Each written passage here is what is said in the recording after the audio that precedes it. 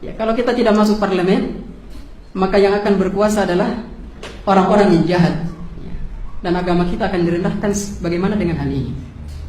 Ketika Rasulullah berdakwah di Makkah, di antara tawarannya musyrik Quraisy waktu itu apa? Kekuasaan. Beliau terima atau tidak? Beliau tidak menerimanya. Kenapa? Karena Islam waktu itu lemah. Seandainya pun dikasih kekuasaan, mereka tidak akan berhenti pada urusannya. Dan belum ada sejarah Islam itu dimenangkan melalui parlemen. Sejak dibentuknya yang namanya parlemen itu, apalagi yang bentuknya demokrasi. Dahulu yang bentuknya khilafah saja, ketika mereka sudah berebut kekuasaan, akhirnya runtuh. Karena itu orang mestinya baca sejarah, dan dia telah dengan baik, dan dia ambil pelajaran. Ketika selesai fitnah di antara sahabat, tampuk kekuasaan diambil Muawiyah. Selama 20 tahun kaum muslimin aman, tidak ada pertikaian. Kemudian dilanjutkan anaknya Yazid. Walaupun ada juga fitnah-fitnah, tapi itu masih lebih baik.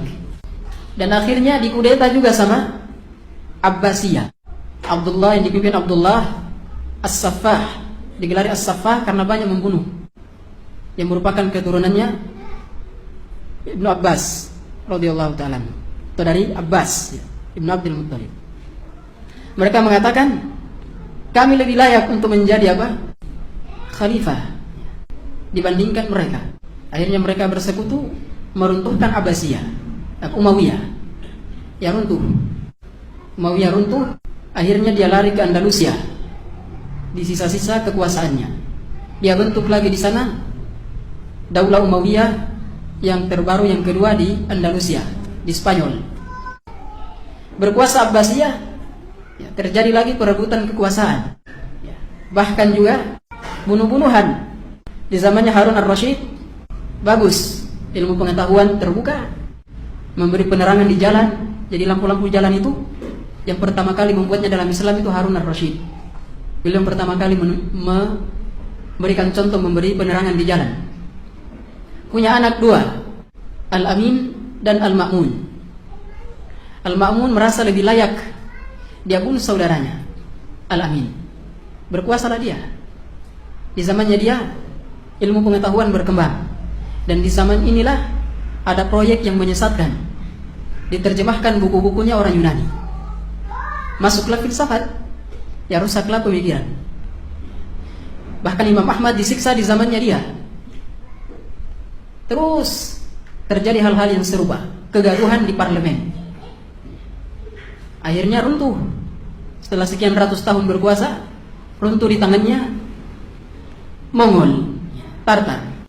Terus sampai Turki Utsmani, ya, mereka juga berlaku hal yang sama, runtuh juga.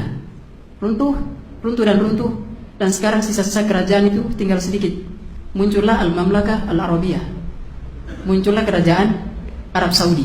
Itu sudah di akhir-akhir setelah runtuhnya Khilafah Utsmaniyah.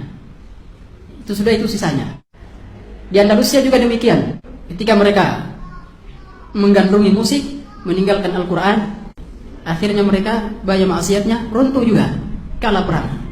Bahkan Istana Al-Hamra yang dulunya itu adalah pusat kekuasaan kaum muslimin, sekarang tinggal kenangan, berubah lagi jadi gereja. Gereja paling megah di Spanyol sana masih ada. Itulah bukti kekuasaan kaum muslimin di Eropa. Runtuh, kalah, dan khalifahnya, amirnya dikasih 3 pilihan.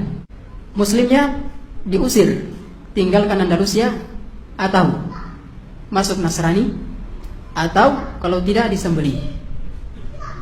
Dan akhirnya dia serahkan kunci istananya dengan penuh kerendahan. Semua karena maksiat. Muncullah parlemen-parlemen. Tidak ada yang bisa membangkitkan apa? Kekuatan kaum muslimin. Bahkan negara makin banyak. Jadi kalau beralasan kalau kita tidak masuk di parlemen nanti berkuasa orang-orang yang jahat, ya karena memang masyarakatnya jahat, banyak melakukan kejahatan. Di antara kejahatan itu ada di pasar. Ada di mana? Di pasar. Kata Rasulullah SAW, "Walam yanqusul mikyala wal mizan illa ukhidhu bis-sinin wa shiddatil ma'unah wa jawris sultan." tidaklah mereka mengurangi takaran dan timbangan, melainkan mereka akan dihukum 3 perkara. Mereka akan dihukum dengan paceklik, susah mencari kehidupan. Kalau orang sekarang susah cari pekerjaan. Wajauris sultan, kemudian kesewenang-wenangan penguasa. Itu adalah akibat buruk dari apa? Maksiat yang ada di pasar, mengurangi takaran dan timbangan. Mungkin juga di SPBU tulisannya pasti pas, tapi kurangi, dimainkan tuasnya. Itu semua mengakibatkan apa? Kesewenang-wenangan penguasa. Kemudian Rasulullah mengatakan juga, dan tidaklah pemimpin mereka itu berhukum dengan hukum selain Allah Subhanahu wa taala, illa ja'alallahu ba'sahum bainahum, melainkan Allah Subhanahu wa taala akan menjadikan kehancuran di tengah-tengah mereka sendiri. Sesama pemimpin saling menghabisi. Kenapa? Karena hukumnya bukan kitabullah dan sunnah. Bahkan yang keempat situ disebutkan oleh Rasulullah, walam yanqudu ahdallahi wa ahda rasuli, tidaklah mereka itu memutuskan perjanjian dengan Allah dan Rasulnya. Ya, melanggar tauhid, mengadakan bid'ah. Ya. Apa kata Rasulullah?